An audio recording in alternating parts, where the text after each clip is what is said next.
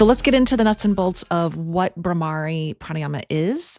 Bhramari is a humming or a bee buzzing kind of sound from the word Brahmara, which is a bee in Hindi. And Bhramari was the name of the goddess who was tasked with the problem of helping overcome this demon who had somehow received a boon saying he could not ever be killed by anything with 2 legs or 4 legs. And so the gods were trying all sorts of things to defeat this demon. Nothing was working. They called Bhramari in, and she said, I'm going to use 6-legged things. So insects, bees swarmed all over him and his armies and defeated him. And she is known as this bee goddess. And the imagery is awesome of her with 4 arms and hands and the swarms coming out from her hands. I love it when women solve problems. I know. And when they get to be this like fierce, yes, powerful creature. So what we'll talk about today is a little bit of the biomechanics of humming.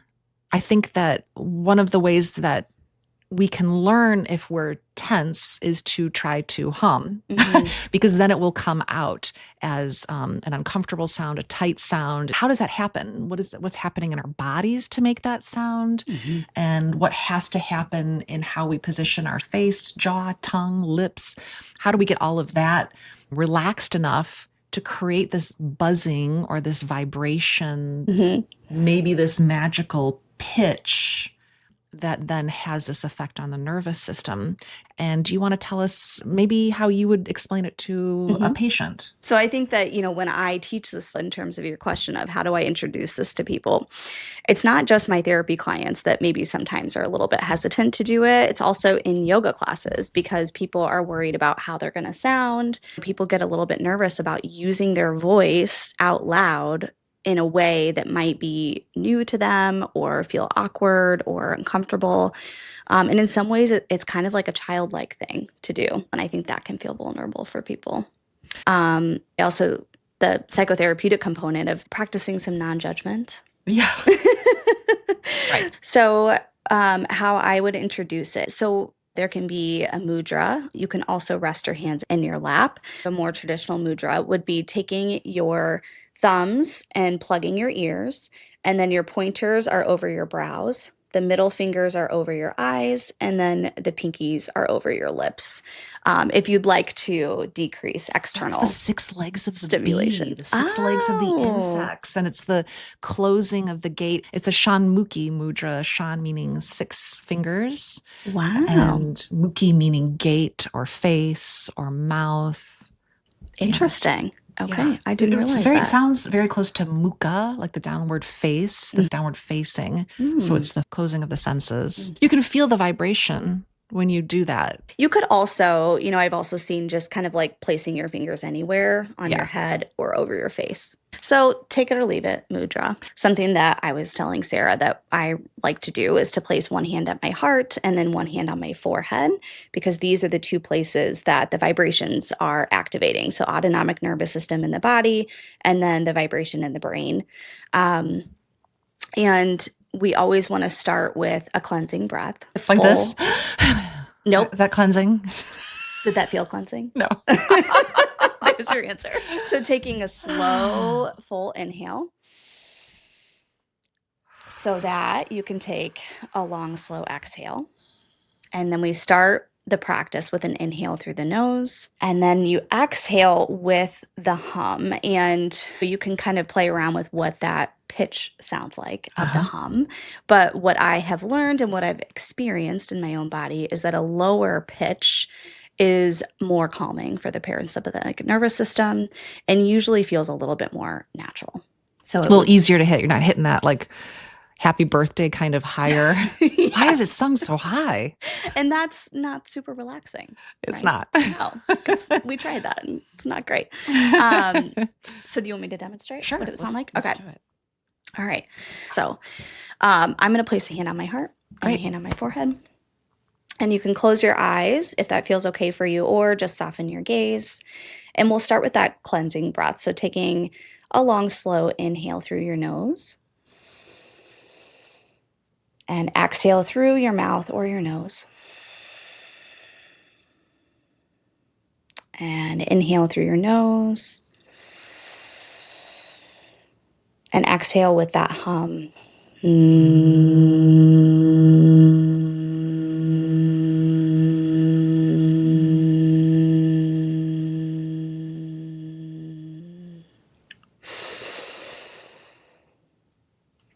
Awesome. I love Yeah. it. And you want to exhale to the point that you feel like you can't exhale anymore, but not to the point where you're going to gasp for that next inhale. So we want it to be kind of a balance. Yeah. Pranayama is really interesting because we can get attached to like the numbers. I'm going to count to a 6 and it has to be a 6. Otherwise, it's not helpful. But if you're stressing out your nervous system while you're Yes. trying to be extremely too controlled, as we were saying, too rigid with the yama, with the restraint of the breath, I think we lose some of that Yes. calming part. So the number one thing is before you start to feel stressed, Yes. let it go. It's cool. Yeah. And there is that kind of expansion and constriction, right? Because we have to expand with the inhale enough that we can have the breath to exhale fully.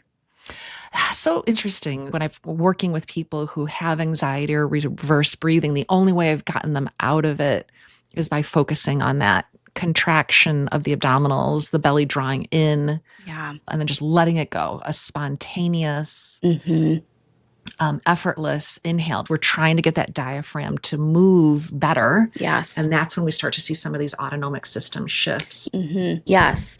Yeah. It reminds me of a visualization of a stuck dresser drawer where sometimes you push it in order to get it to come back out. Okay. Yeah. So the drawer is wedged. Yes. Right. And so it's kind of. Yeah. So whether that's like that stuckness of that anxiety, that tension, or whether it's the diaphragm's not moving appropriately, I like that, starting with the exhale is like pushing that drawer in a little bit to get it unstuck, and then you're able to pull it out smoothly.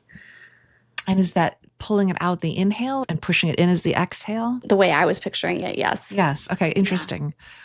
Yeah. And that auditory sound. So it's not even just the vibration or the resonance, but it's also the sound is so anchoring. That auditory component of it. Yeah. It's anchoring in terms of, if you're having a lot of racing thoughts or unhelpful thoughts, you can anchor yourself in the sound of your own voice. So a lot of times in yoga, we talk about the sound of your breath. If that's not anchoring enough, using that auditory tone can be really anchoring of like, I'm taking myself away from these thoughts and I'm thinking about this sound. And I think that can be really powerful too, of just a distraction. It doesn't mean that like all of a sudden everything's solved. Exactly. Yeah. But again, it's that bridge. A bridge. I love that. I'm laughing because Pasha used to say when she was very little, she goes, "Oh, I know you're angry. You're doing that ujjayi breath." Because I would like, okay, I'm calming myself down. I'm using that ujjayi sound. And that's narrowing of the vocal folds. That's how we create sound. They used to be called vocal cords in the old days, right? So in your throat, you have a voice box, the larynx. And if you want to find it, you could find your jaw and then go down a little bit. And there's a U-shaped bone. It's the top of the throat, close to the bottom of the jaw. That's the hyoid bone. It's the only floating bone in the body, and lots of muscles attached to it and ligaments all over that keep this bone in the just right place to help position the larynx optimally for speech. Think of how vital it is for us to speak and communicate with one another. And then the larynx, if you're looking at it from the bird's eye view, you look down, the anatomy is of a circle with 2 lines, and the tube of how we breathe and how sound comes out can open to allow us to breathe. But in order to create sound, those folds start to vibrate. They narrow and close. And so when you stop breathing often and we hold our breath, we're tightening the throat. And when you're nervous or anxious in a situation, you're literally closing your throat and it's hard to speak. It's hard to find or they come out with a squeak, or you don't come out with the confident voice. The confident voice. Yeah, that confident voice isn't there. So we do a lot of relaxing of the throat. And even when you're making that ujjayi sound, it's often taught as a constriction at the back of the throat, right? Which made me always think the back of my mouth, but it's lower and it's just a subtle vibration. It's just like whispering. So we want those vocal folds to be resonant and wavering and creating this beautiful undulation Yes. as we hum. Yeah. Right. And if it's forceful, that's not going to be super activating to the parasympathetic system. And one of the biggest benefits is that it activates the parasympathetic part of the autonomic nervous system, which is our rest and digest or the calming nervous system.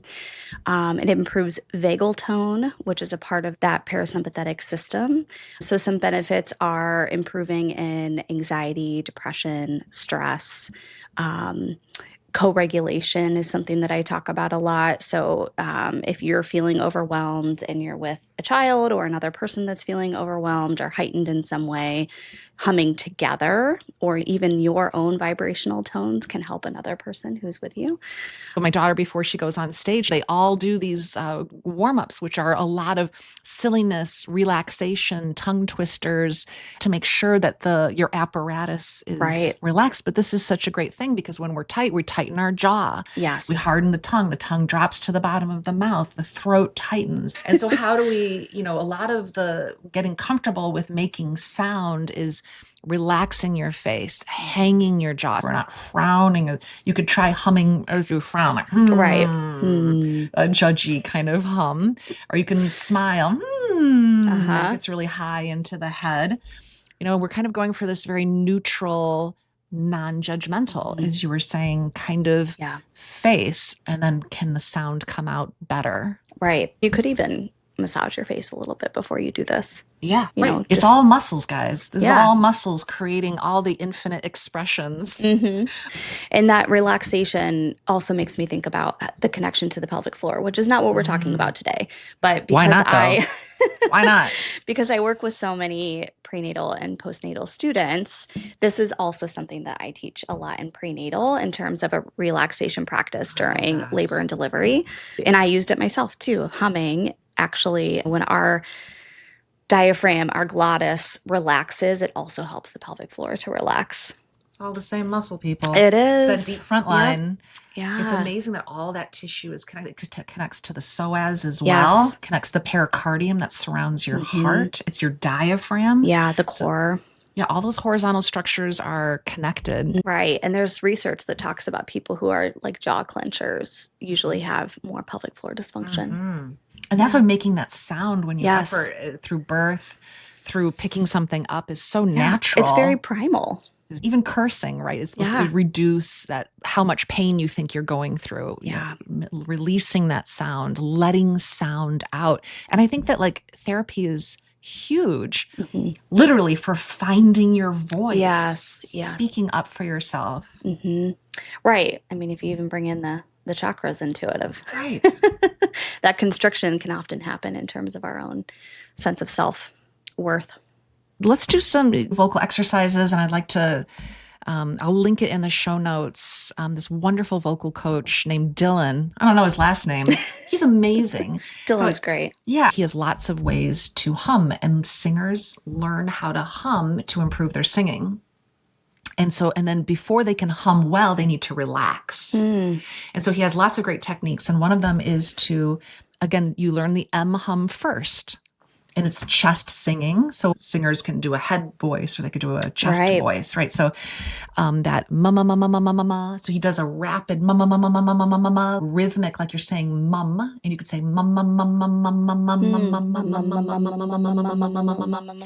If you're tense when you try that, it's like coming out unevenly. Yeah. And it feels like you can't get a rhythm and you can't do it quickly. So you just practice mum, mum, mum, mum, mum, mum, mum, mum. So maybe you don't have to do the whole mudra. Right. And you don't have to be all perfect. I'm going to do a 4-count inhale and an 8-count humming exhale. It doesn't have to be so great. You start with something simpler, really playful. Mum, mum, mum, mum, mum, mum, mum, mum, mum, mum, mum, mum, mum. Really fun and relaxed. And then you just do the first sound. You could do mum, mum, mum, mum, mum, mum. So you're always about to say mum again. Mum, mum, mum, mum, mum, mum. And then you can feel your lips start to buzz and vibrate. And that's what's so cool, I think, is I never got this pranayama. I did this pranayama a lot in different classes. Yeah. I was like, I don't know, whatever. It never did anything for me until the vibration.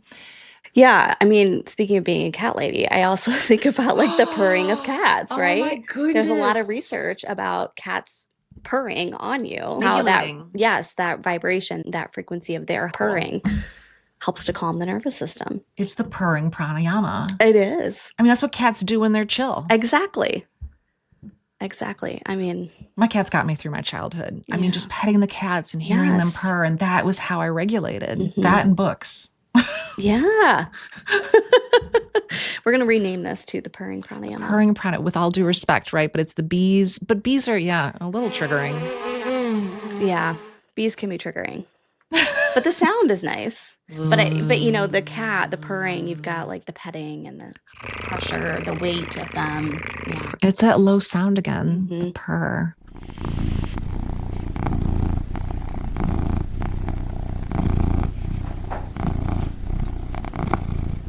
And that trilling of the tongue and the Hmm.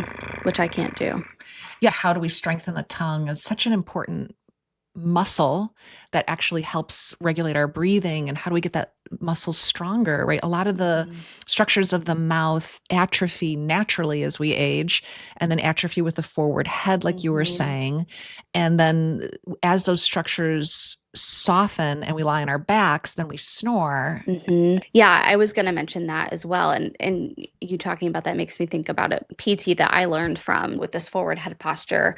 An exercise that you could practice is suctioning the tongue to the roof of the mouth and then pulling it back. So it's suctioned and then you pull the tongue back and notice what happens to your head.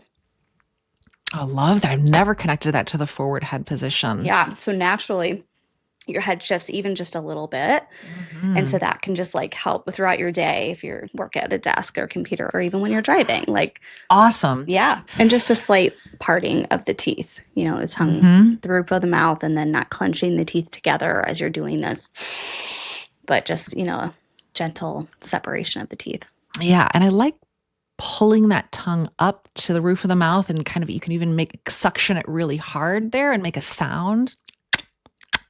It's very close to clucking, Mhm. like how we used to with the horses, but to try to see, can the tongue make that sound? Can it be strong enough to do that? And then if you hum with the tongue up there, it starts to get more nasal and more of the facial bones resonating. And when the tongue rests at the bottom of the mouth, Mhm. that's all very chesty, which is also fine. Feel that vibration here.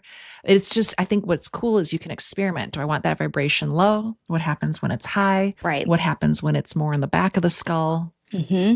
That's Well, and just that's fun. that playfulness. You can Yeah. go, mm-hmm. Yeah. And the and it's going to pitch. make you laugh. Right, exactly. All right. So we've talked about keeping the throat relaxed and how important that is. Keeping the tongue in its native, quote unquote, relaxed position, which is actually up, and then getting the jaw to relax, facial massage, as Kristen mentioned. Mhm. Yeah. Um, Yes. blowing Horse through lips. horse lips. Yeah. Yeah. And if you can't do that, it's a great signal that we're holding too much unnecessary tension. Hmm. Yeah. My yoga teacher would say that tension is judgment. Wow. Yeah. Damn. Which if you think about like if your face is so tense that you're not allowing yourself, like maybe there is some judgment that you're holding. What if I look stupid? What if I sound stupid? And I think that this is what humans do is we make judgments. And this is an essential part of how we understand our world. And we are always involuntarily, automatically deciding if something is safe or not. Yes. And then yoga comes in and says, well, wait a second. What if we pause that so it doesn't go into hyperactivity, Right. judgy? Mhm. And we all, you know, I think especially these days are kind of operating on that sympathetic level to some degree. Right. We could just assume that Yes. your system is stressed out. Yeah. Right. And that if you would like it to not be, you need to make a conscious choice. Yes. So how do we know when we're doing this well? What shifts can we notice? So one of the things that you can notice physically in your body is maybe your shoulders drop a little bit. Yeah.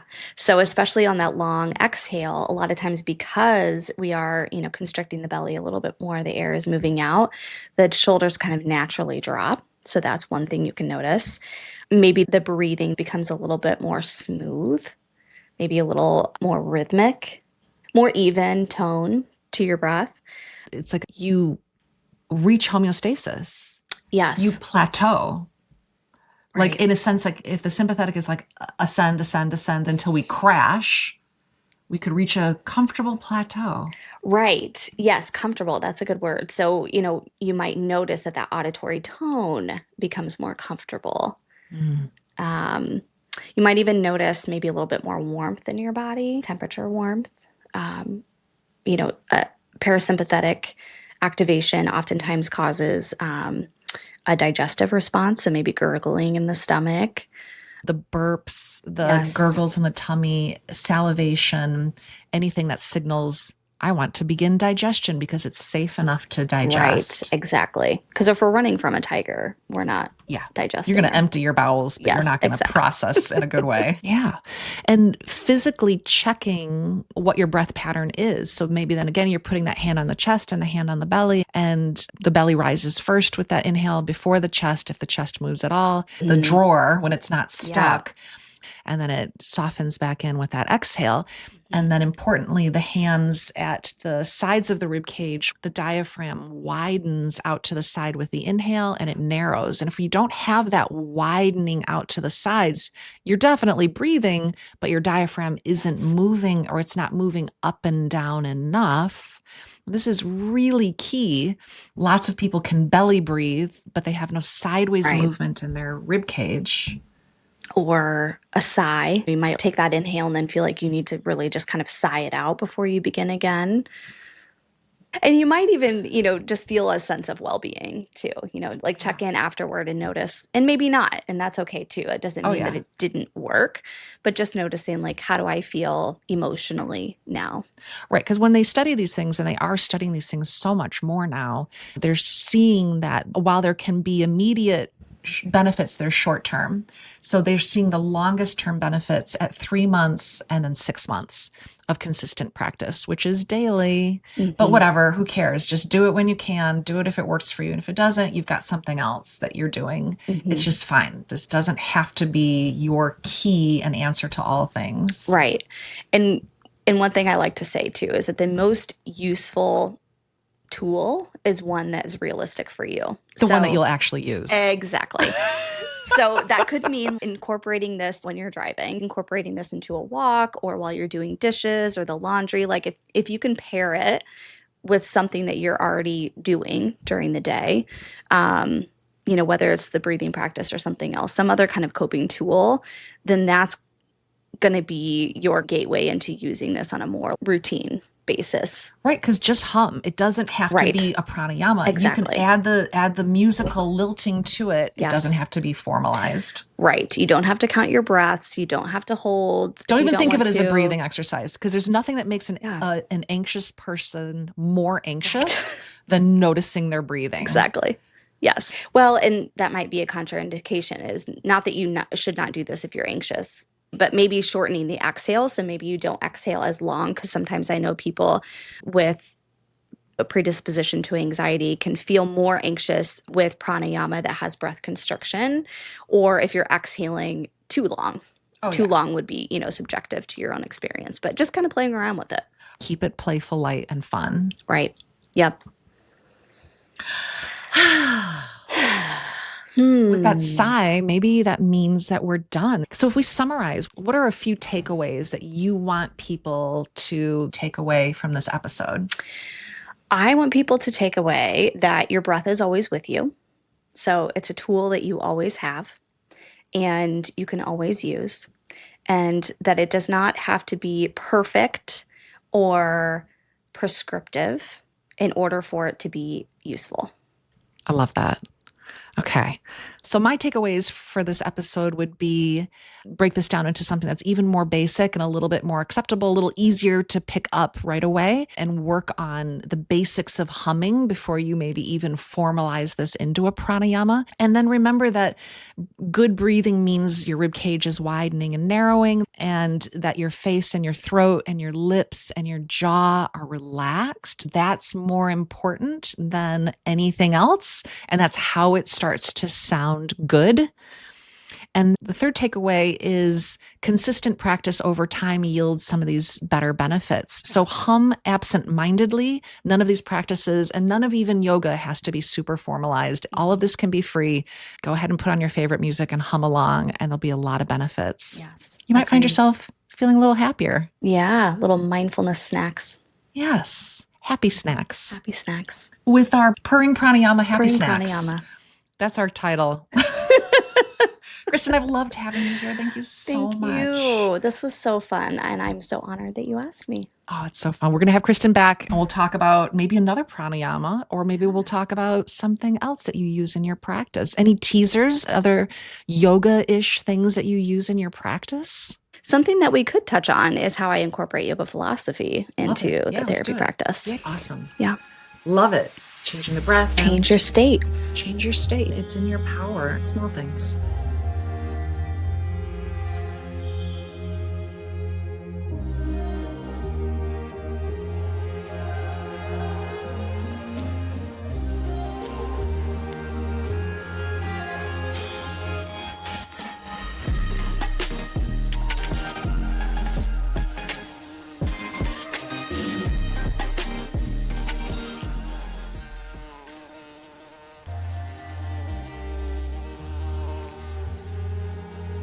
Please like, subscribe, and share this episode. That really helps a lot because it's all about the algorithm. It makes a huge difference and we appreciate it. You can follow us on Instagram at The Yoga Posers Podcast. And if you hop on our website, subscribing is free. You'll get cheat sheets. We'll have a cheat sheet for this Bhramari pranayama. And there'll be a blog post describing helpful reminders that you can come back to, revisit, or share. So thanks for listening, and we'll see you next time. Bye. Bye, Kristen. Bye, Sarah.